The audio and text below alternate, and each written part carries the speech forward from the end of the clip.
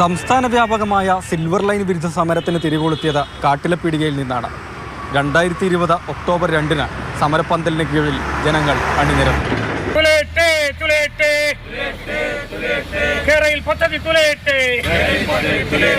ഇത് മുന്നോട്ട് പോയേ തീരുള്ളൂ.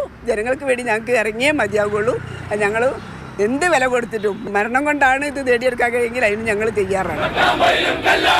സാഹിത്യകാരൻ കൽപ്പറ്റ നാരായണനാണ് സമരം ഉദ്ഘാടനം ചെയ്തത്. പിന്നീട് ഇങ്ങോട്ട് നിലയ്ക്കാത്ത പ്രതിഷേധ പരമ്പരകളുടെ നാളുകൾ. പദ്ധതിയുടെ DPR അഗ്നിക്കിരയാക്കി പലതവണ.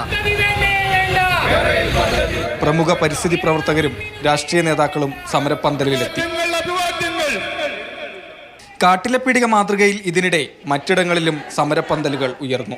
പ്രതീകാത്മകമായി സർവേക്കല്ല് അറബിക്കടലിൽ എറിയുന്ന പരിപാടി, അടുപ്പുകൂട്ടൽ സമരങ്ങൾ, പിന്നെ ഇതിനൊരു ഫണ്ട് സ്വരൂപിക്കാൻ വേണ്ടി ബിരിയാണി ചലഞ്ച് നടത്തിയിട്ടുണ്ട്.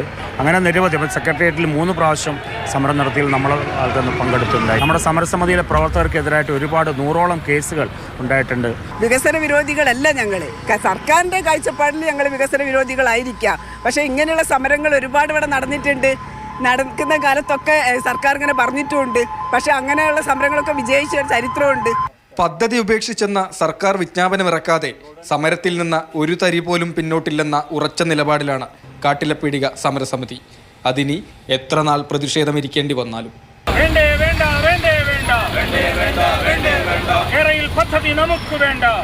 ജോം ടിക്കിയോടൊപ്പം രാഹുൽ KV, മാതൃഭൂമി ന്യൂസ്, കോഴിക്കോട്.